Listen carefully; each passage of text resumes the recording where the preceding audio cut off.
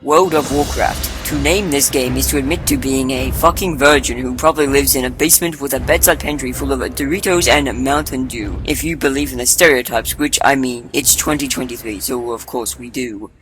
In this game, you play as your character named here and invest in the most monumentally incredible time sink in the world and expend hours of your time and money to gain digital clout that isn't even clout anymore because the game is dry dogging levels of easy. This shit makes Diablo 4 look somewhat difficult, and that is fucked up. Of course, I play it at least 20 times a month because it now has transmogrification, and I like to make my character look cool in video games I mostly play solo content in. I blame the traders post for continuing to hook me back in each month. If that all sounded illogical and like cope to you, you are correct. And that is exactly why this video is not about World of Warcraft 9 for the current one, but rather the Season of Discovery. When I first heard about Venison of Vitality, my immediate thought was, oh, funny, they are bankrolling Classic again, what could go wrong? And opted to never play it out of sheer spite. But then, my mum started playing and she mentioned this cool rune thing, and eventually convinced me to try it out. But Remy, I hear you ask, you already played Classic twice, back in the actual 2004 Classic, and for the reboot of Classic, why again? Well, that is a great question, Pork Cow, the level 1 dwarf hunter, and the answer is, this is different.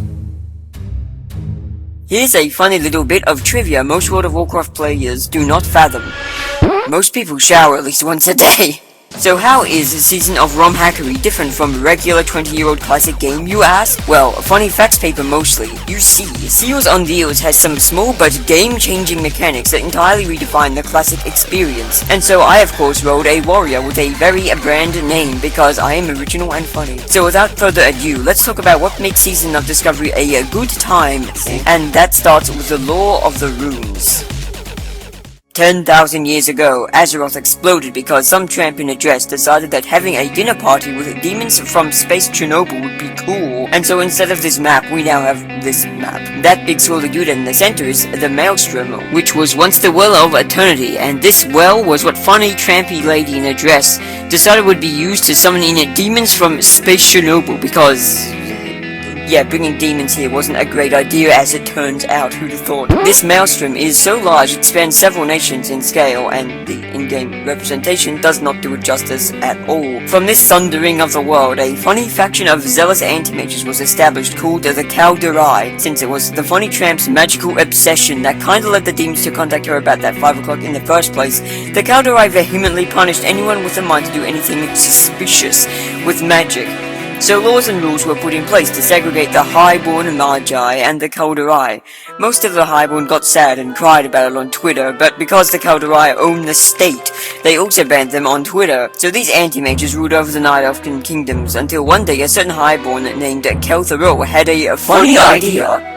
You see, you would think being the cause for a demonic invasion would be enough to have anyone swear off magic forever, but because Night Elves are people who hang with fairies when they aren't going on suicidal death runs to escape their Zaza haze and become capitalist and steal from the natives of an entirely other continent, they still kinda have their affinity for magic, and so they discovered a funny loophole. That if they engraved magic powder onto a small piece of faxed paper and ironed that shit onto their equipment, they could be powerful but not break the law of anti-magedom, even though it is borderline encroaching on the same principles. And so the Runebearers were born, and because the Night Elves for some reason hate their own continent despite its rich culture, windswept verdant beauty, and only occasional raids from savages, they inevitably ended up landing themselves in an entire other continent with a mix of cultures such as haha funny Scottish bastards, the most bastardized take on Arthurian folklore, and technologically advanced midgets. This culture was obviously far more appealing to the trashy taste of the wanderlust-laden Night Elves, despite them supposedly being mostly xenophobic because they are just knockoffs of Tolkien's work, don't even try to deny it. On top of the cultural divide, the lands have a much more rugged charm and suffer from a very big banditry and savagery problem. On discovering this, the Night Elves said, yes, let's move from our green utopia to 49 Ohio, I don't see the problem. More at it, let's openly admit to being foreigners who will encounter true enormous supremacists like that brand name bitch I met at the docks. But suffice it to say, they made friends with some of these funny half-men, quartermen, and children, and taught them the power of writing on paper to make funny thing happen. And God bless does this shit kick ass. A small penance for the sundering of the entire world, I guess, okay. So basically, you can put runes in 3 different pieces of gear, but only certain runes can go in certain gear to keep it balanced and reduce button bloat. Some of these are anywhere from complete bargain bin dog shit to being utterly fucking broken and making a previously inadequate spec viable or even OP.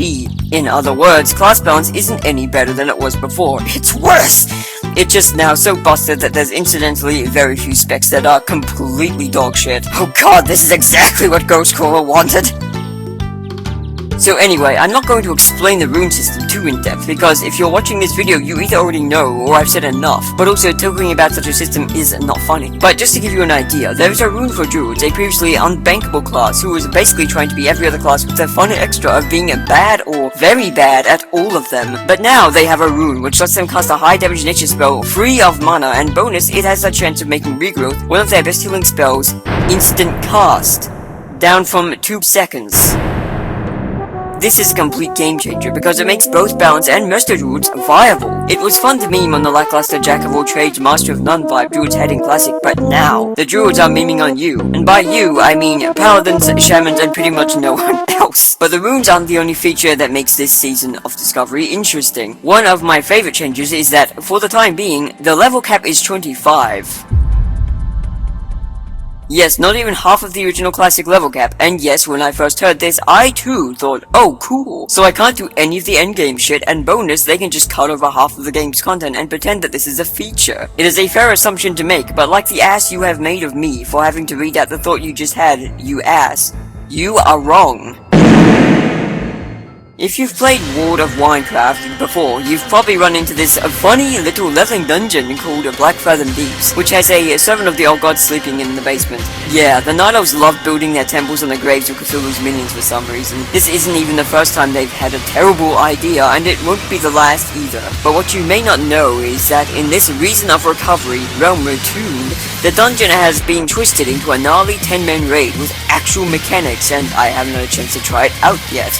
But, given the enthusiasm from the community, I can't say it's going to be bad. As an added bonus, the zone the dungeon is located in is being invaded on by the Orcs of the Horde, and some others who want that lumber to build Garrosh's Ogrimmar of the future today. And the Night Elves decided a great idea would be that instead of contacting Jaina Proudmoore, who is such a successful diplomat, one of the only quests in Classic where she has a presence is called the Diplomat, to chat with her BFF Thrall, who leads the Orcs, to ask him to maybe find lumber elsewhere, like, I don't know, Silverpine Forest, which is more trees that are better for building, and as a bonus they aren't guarded by zealous fairy fucking knife-hid zealots. They were just like, instead, hey guys, it's cool, we are Kaldurai, let's just fucking genocide them. Really impressed the Night Elves had to wait 7 expansions to have their tree burnt to a fucking crisp, like goddamn, you hippies had this shit coming.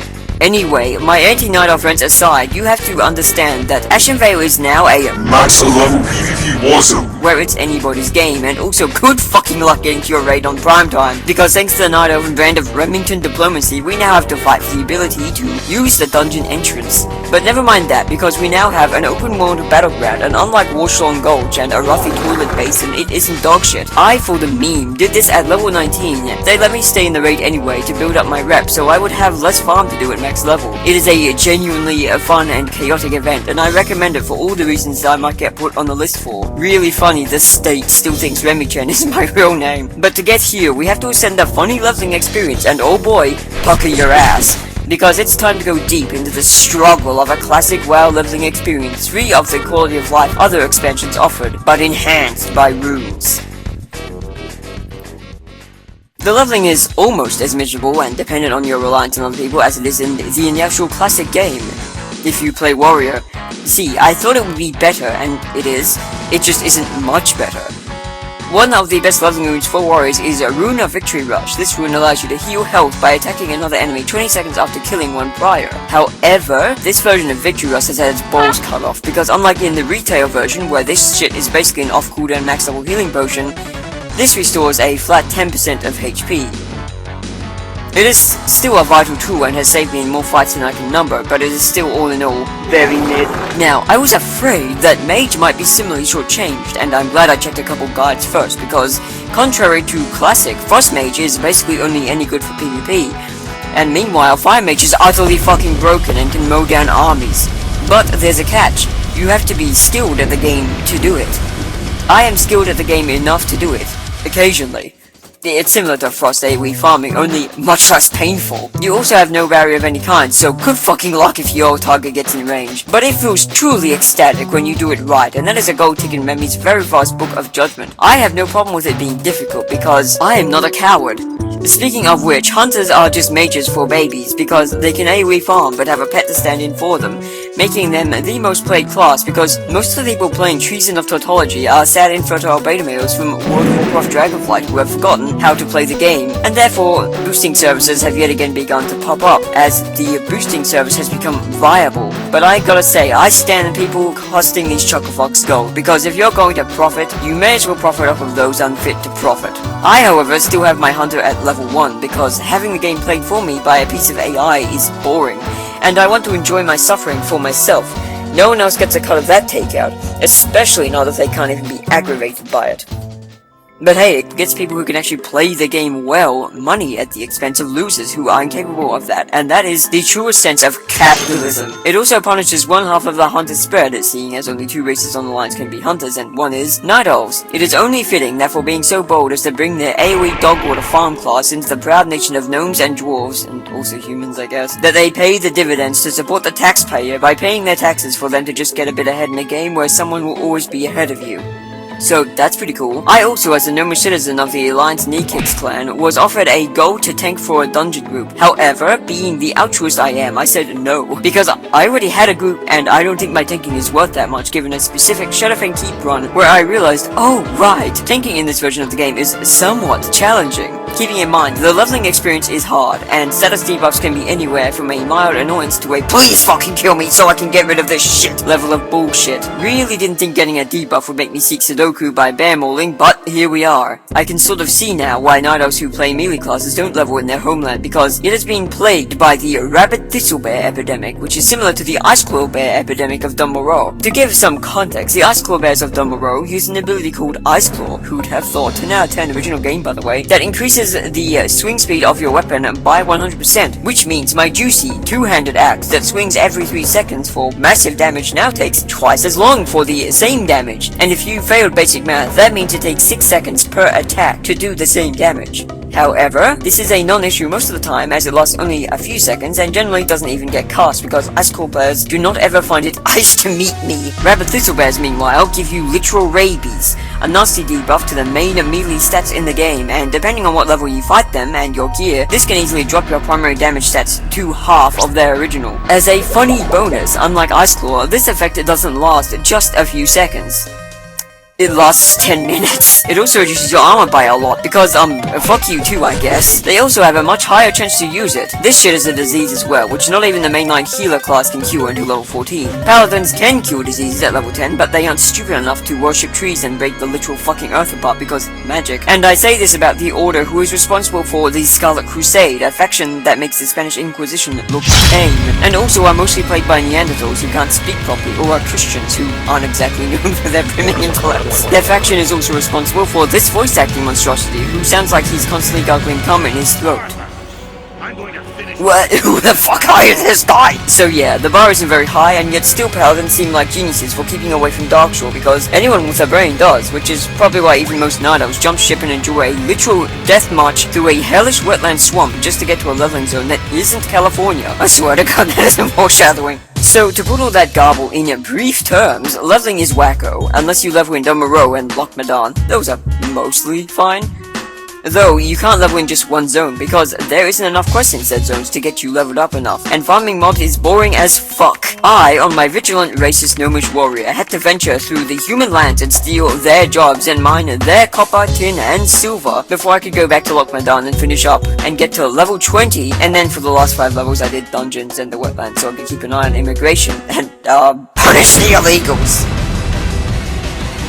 I personally recommend playing on Crusader Strike US, also known as a funny streamer realm. For one, because it is populated, you shouldn't have much trouble finding groups for quests or dungeons, and trust me, you will need groups. And as a bonus, it has immediate access to top tier streamers such as Bonnie B, who I definitely am not aping into my videos, so shut up, and Pint Frumpy Rat, both of whom I am definitely subscribed to, and you should be too. You should also acquire BlockTube to deny the bald man his easy react subs just like me, only to fail to resist his molten charms and watch him react to content creators you care care about anyway. To enjoy the game, it is best to think of the world as a means of making a silly story about your character, yourself. For me, I play as a violent gnomish supremacist and anti-immigration officer who will ceaselessly process the new arrivals from funny tree land to ensure they are not carrying suspicious intentions or smuggling illegal contraband.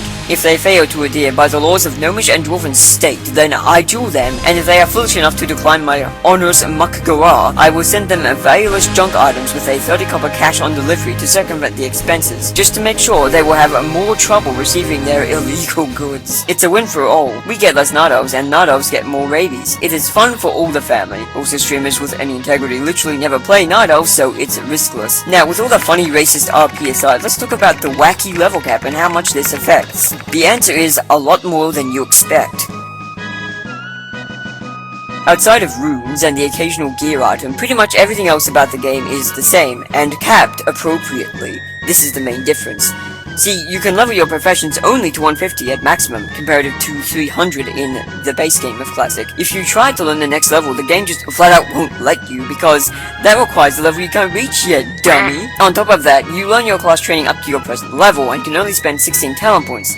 What this means is that some of the class's kits are completely balked. Elemental Shaman may as well be for the leveling experience alone, because the only viable spec at endgame and for dungeons is enhancement tanking. Yes, you heard right. There is a rune that lets shamans fulfill their classic wet dreams of tanking, and it is as clunky as it sounds, and I would have it no other way. The warrior's prot kit is so utterly underfunded due to this that the viable spec for tanking requires you to put absolutely 0 points in the protection tree. She protect, she attack, but mostly she just slash and whack. Also, two-handed weapon tanking is the be-all end-all so far, and thankfully there is a very juicy axe that costs a moderate amount of gold to buy, and basically is one of the best warrior tanking weapons outside of raid drops and Smite's mighty hammer, which drops from the last boss of a dungeon, and it barely ever fucking drops. I've run it 4 times and have never seen it. Have you heard of the AoE bleed tank? Well, Tucky your tootsies, this is why runes are special.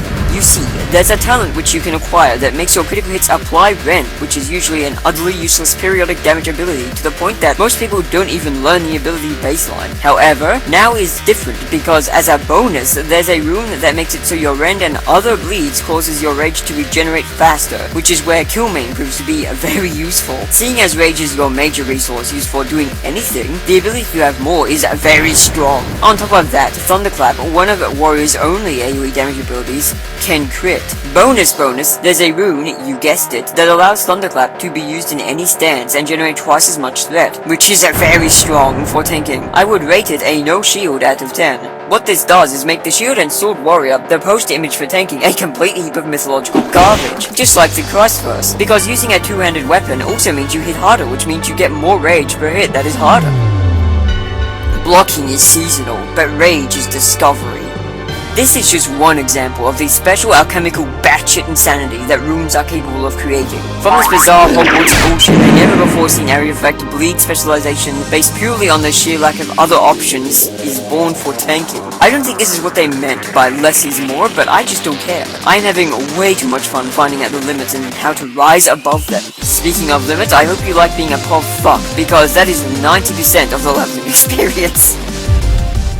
So the game is just as punishing for money as Classic, and as a fun bonus, you can't even send in big bags, so you can hold more loot, so you can pick up more crap, which you can sell more to make more money. No, in this wacky version of the game, as I mentioned earlier, professions cap off at 150, making the best and only affordable option for endgame to be crafting small silk packs, a 10-slot embarrassment to tailors everywhere. To give this some context, my main on retail personally has a 34-slot bag, 2 32-slot bags, and a 30-slot bag, making it so that even without the default 16-slot backpack, I have 128 bag slots, and I'm not even trying. On Measles of Municipality, the only ones that can be crafted are the small silk packs, which are expensive, because even at 25, silk is rare and hard to come by, and you have to max your tailoring to be able to make it at all. However, this paradigm of suffering is shifted entirely once you reach level 25, or the cap, because just like at Classic Endgame, handing in quests transfers experience into money at max level, which now, as you know, is 25.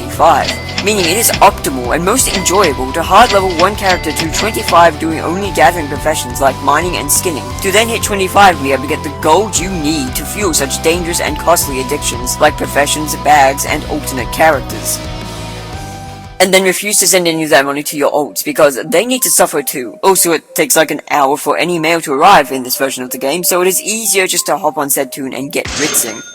Speaking of poverty, mounts are a privilege only for the working class, by which I mean the few NPCs in the game who ride them. And apparently, being an adventurer is not considered work by the Bureau of Bad Takes until you are level 40, which if by some miracle you're this far into the video and haven't suffered a brain aneurysm, if you choose, that level 40 is just a bit higher than level 25, the current maximum level. Yes, there are no mounts for plays in this version of the game, meaning the gold sink of mounts for now is out, and once you reach max level, you basically end up with more money than you will know what to do with. But keep a good 100 or so aside, because you're going to need it when they increase the level cap to 40 in the next season. As for during leveling, one of the major gold sinks is training.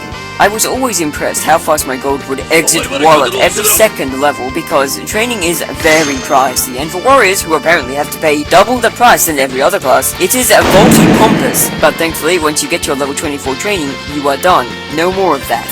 For now. The gold sinks therefore mostly come in the form of 27 repair bills for being bad at the game and acquiring sweet gear like Killmating, the axe I already mentioned.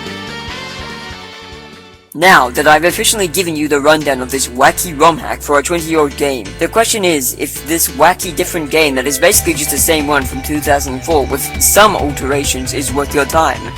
No. Unless you have no issue with wasting time, you know, like me. This game also costs a monthly fee to play, so unless you are already paying that for other reasons like Dragonflight or World of Warcraft's classic Wrath of the Lich King or something, I cannot recommend paying to play a game that makes you work hard, since usually hard work is rewarded with a paycheck, not by taking one. That said, it is definitely an experience, and the diversity and colorful variety of the players does grant you some moments you won't find in any other game ever. Do not go into this game thinking you can easily steamroll it, because this game is an MMO in its truest sense. Meeting men that's online. There is no escape from the cooperative obligations to your fellow man. This game makes it very hard to have much in the way of independence. If speaking with other humans through digital avatars scares you, especially knowing their actions might have consequences for you and them, do not play this game. However, if, like me, you welcome the call of the abyss and love to create or exacerbate the chaos of frantic, idiotic minds, and also don't mind paying $30 a month to be called a chocolate-stalling fudge pixie and then being threatened with being blacklisted because you had the guile to start a quest before someone else who apparently waited 45 minutes to press a fucking button, then this game is a hard recommendation. And really, what better time than now, after Bobby No Dick Kotick has recently been fired thanks to Microsoft's consumption of Blizzard and Activision, meaning now, instead of funding a misogynistic pencil-pushing lawyer who likes to collect milk in his free time, you're now funding a mega-corporation who likes to spy on you. But hey, at least the milk is safe, and human rights violations should be less horrible. Before I go, I want to give you all a fun tip that most World of Warcraft players don't know. The average person showers at least once a day.